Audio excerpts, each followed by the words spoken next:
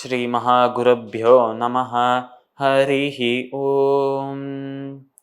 सदाशिवसमारम्भां शङ्कराचार्यमध्यमाम् अस्मदाचार्यपर्यन्तां वन्दे குருபரம்பராம். ஜெம் டிவியின் அன்பர்களுக்கு எனது வணக்கங்கள். இன்றைய நாள் அனைவருக்கும் இனிய நாளாக அமைய எல்லாம் வல்ல இறைவனை வேண்டி இன்றைய எம்மதமும் நம்மதமே நிகழ்ச்சிக்கு செல்வோம். இன்னைக்கு நம்ம ஸ்ரீ வெங்கடேஷ ஸ்தோத்திரத்தின் முதல் ஸ்லோகத்தை விளக்கத்துடன் பார்த்துட்டு நேற்றைய தினத்தின் நீதி கதையின் திரட்சியை காண்போம். கமலா குச்சூச்சுக குங்குமதோ நியதருணிததுல நீலதனோ கமலாயதலோச்சனலோகபதே விஜயீ பவ வெங்கடசைலபதே. இது ஸ்ரீ வெங்கடேஷ ஸ்தோத்திரத்தின் முதல் ஸ்லோகம். தினமும் காலையில் நம்மளோட வெங்கடேஸ்வர சுப்பிரபாதத்தை பாராயணம் செய்த பிறகு இந்த வெங்கடேஷ ஸ்தோத்திரத்தை தான் துவங்குவோம். அப்பேற்பட்ட இந்த வெங்கடேஷ ஸ்தோத்திரத்தின் முதல் ஸ்லோகம் இதுவே. இந்த ஸ்லோகத்திற்குண்டான விளக்கம்: கமலா குச்சூ சுக கும்குமதோ நியதாருணிதாதுல நீலதனோ. நம்மளோட பெருமாளோட அந்த திருமேனி, அவரின் அந்த ஒரு ஸ்வரூபமானது ஒரு நீல நிறத்தில் இருக்கு என்பது எல்லாருக்குமே தெரியும். ஒரு ப்ளூ கலர்ல இருக்கு நம்மளோட பெருமாளின் ஸ்வரூபம். எந்த ஒரு பழத்தை எடுத்திருந்தாலும் எந்த ஒரு பிக்சரை பார்த்தாலும் நம்ம பெருமாள் பார்க்கறதுக்கு நீல நிறத்துல தான் இருப்பார். ஆனால் இந்த ஸ்லோகத்தில் என்ன சொல்றாருன்னா, நம்மளோட பெருமாள் முழுமையாக பார்க்க நீல நிறத்தில் இருக்க மாட்டார். அதாவது அவரின் ஸ்வரூபம், அவரின் திருமேனி முழுக்கவே நீல நிறத்தில் இருக்காது என்று இந்த ஸ்லோகத்தில் கூறுகிறார். அது எப்படி என்றால், நம்மளோட பெருமாள் அவரின் மார்பில் வசிப்பவள் நம்மளோட லக்ஷ்மி தேவி. நம்ம லக்ஷ்மி தேவிக்கு ரொம்ப பிடிச்சது குங்குமமா.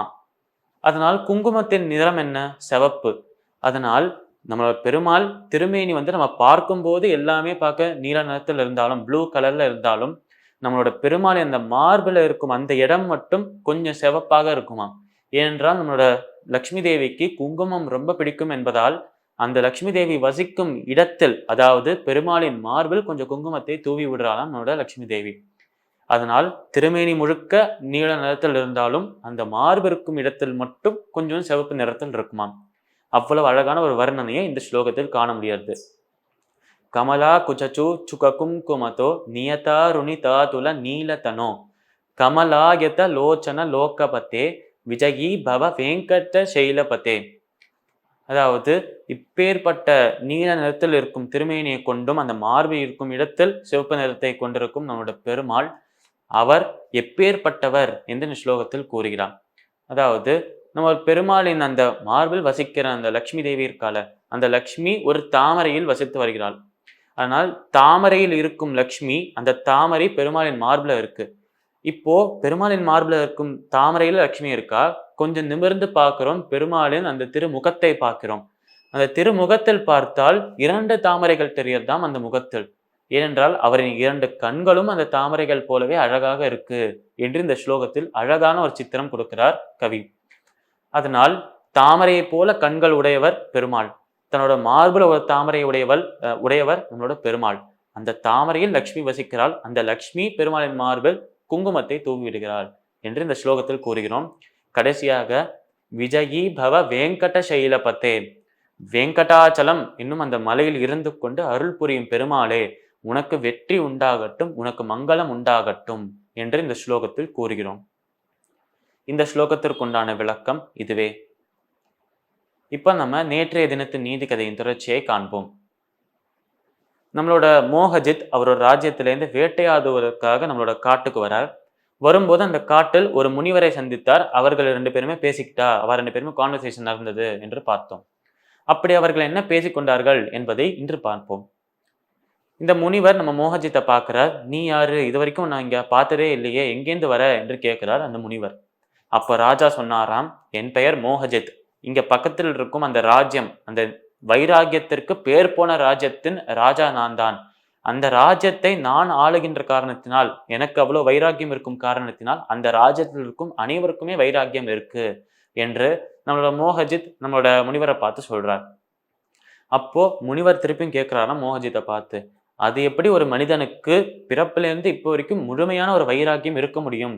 இது சாத்தியமே இல்லை ஏதாவது ஒரு சமயத்தில் கொஞ்சம் இப்படி அப்படி நழுவி போகத்தான் செய்வார்கள் மனிதர்கள். முழுமையான வைராக்கியம் யாருக்குமே இருக்க முடியாது. நீ சொல்றது பொய் என்று முனிவர் சொல்றார் மோகஜித்த பார்த்து. இல்ல, இல்ல. என்னை சந்தேகப்பட்டா பரவால்ல. என்னோட என்னோட அந்த ராஜ்யத்தில் இருக்கும் மக்கள மட்டும் சந்தேகமே படாதீங்கோ. அவர்கள் தங்களோட ராஜா வைராக்கியத்தோட இருக்கார் என்பதை பார்த்து, இவர்களும் வைராக்கியமாக இருக்கணும் என்று நினைத்தார்கள். அவ்வளவு நல்ல பிரஜைகள், அவ்வளவு நல்ல மக்கள்கள் இவா. அதனால இவாள சந்தேகப்படக்கூடாது என்று மோகஜித் சொல்றார் முனிவர பார்த்து. இல்ல எனக்கு இப்பவும் மனசு திருப்தியால, நான் ஒரு டெஸ்ட் பண்ணி பார்க்கிறேன். ஒரு பரீட்சைய வச்சு பார்க்கிறேன் இந்த மக்களுக்கு. இந்த மக்கள் அந்த பரீட்சையில பாஸ் ஆயிட்டானா, இந்த பரீட்சையில அவ ஜெயிச்சுட்டானா, அப்போ உன்னோட ராஜ்யம் வைராக்கியத்திற்கு பேர் போன ராஜ்யம் என்பதை நான் ஒத்துக்கொள்கிறேன் என்று அந்த முனிவர் சொல்றார் மோகஜித்த பார்த்து. இப்படி அந்த முனிவர் பேசிட்டு இருக்கிற அந்த போட்டி என்ன? அந்த ஒரு பரீட்சை என்ன? அந்த பரீட்சையில் இந்த மக்கள் ஜெயித்தார்களா? நாளைய தினம் பார்க்கலாம். மீண்டும் நாளை சந்திப்போம். நன்றி, வணக்கம்.